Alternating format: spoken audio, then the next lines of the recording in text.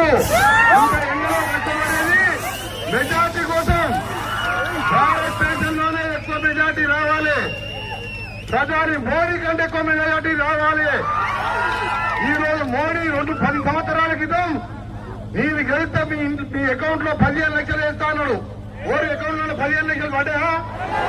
15,000 పడ్డాయా? 15 రూపాయలు పడ్డాయా? పర్లేదు. ఇక ఆ తర్వాత ఏమన్నాడు, సంవత్సరానికి 2 కోట్ల ఉద్యోగాలు అన్నాడు. అది మర్చిపోయాడు. ఆ మోసగాడు ఒకవైపు.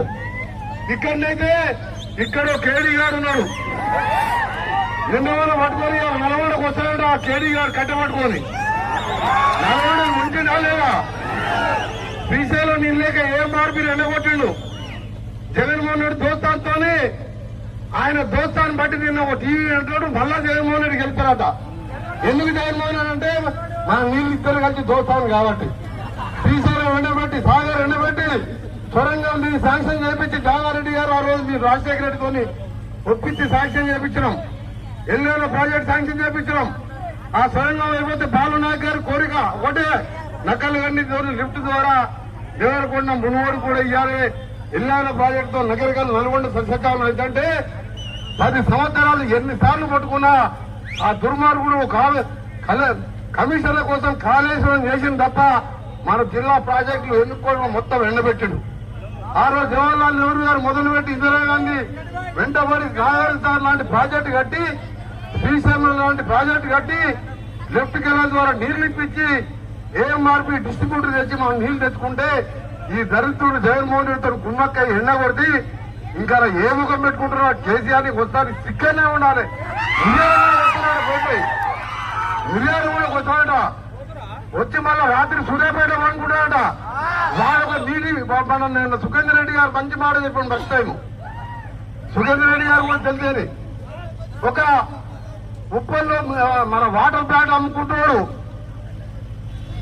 దొంగమ్మ అమ్ముకొని మందు బంద్ చేసినప్పుడు ఎన్టీ రామారావు మందు అమ్ముకొని మిర్యాలు కూడా పోలీసులు కేసు బుక్ అయ్యాడు.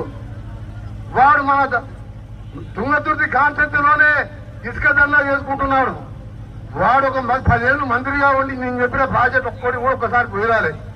ఎంతసేపు తలకాయ నేరేసుకున్నావు, తలకాయ నేరకేసుకొని 7 పైసలు వస్తాయా, 7 వైన్ షాపులు ఉన్నాయా, 7 దొంగతనం 3 మర్డర్ కేసులు ఉన్నాడు. ఆ రోజు జవాన్లకు తెలుసు. మొన్న వాడు ఒక్కటి సాగు తప్పు కన్నీ రోడ్డు పోయి దోసుకున్న డబ్బుతో గెలిచింది తప్ప నిజంగా అయితే నైతికంగా 3 ఏళ్ళు దావాన్న గెలిచినట్టు లెక్క. ఆ జగదీశ్వర రెడ్డి గారి మాటలు పట్టుకొని 10 ఏళ్ళు మంత్రిగా పనిచేసినా పైసా పనిచేయని ఒక పనికిరాని వాడి గురించి ఎక్కువ మాట్లాడితే నా స్థాయి కాదు. కానీ కేసీఆర్ ఒకటే చెప్పదలుచుకున్నా. నిన్న మాట్లాడుతున్నాడు టీవీలో, TV9 ఇంటర్వ్యూ ఇచ్చాడు.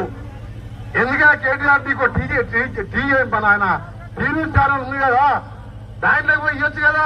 ఆ ఛానల్ ఎవరు చూడని చెప్పి TV9 పోయి 4 గంటలు మాట్లాడాడు. 4 గంటలు మాట్లాడి మాట్లాడుతాడంటే నాకు చూస్తే నవ్వొచ్చి నా ముఖం చూస్తే కింద అయింది. వాళ్ళ బిడ్డ అంట, వాళ్ళ బిడ్డ అడిగింది ఇప్పుడు మా అక్క చెల్లెలు చెప్పాలి. ఏడా ఆడ మా అక్క చెల్లెలు చెప్పని బతుకమ్మ ఆడినట్టు ఆడింది. బతుకమ్మ లోపల మందు బాటలు అమ్మి తిరిగాడు జైల్లో ఉందా? మా బిడ్డ కడిగిన ముత్తల్లాగా బయటకు వస్తుందట.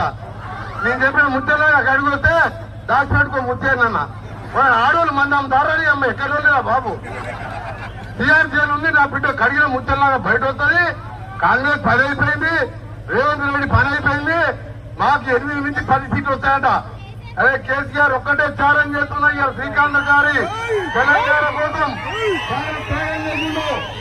నీ నల్లుడు పెట్రోల్ పోసుకున్నట్టు పోసుకొని అగ్గిపెట్ట దొరకని యాక్షన్ చేస్తే నువ్వు దొంగ దీక్ష తినుకుంటా, ఉప్పా తినుకుంటా దొంగ దీక్ష చేస్తే ఇవాళ మా శ్రీకాంత్ గారి కాల్చుకొని జై తెలంగాణ అనుకుంటా మంటల్లో కాల్చుకొని చచ్చిపోయి విగ్రహం సాక్షిగా చెప్తున్నా.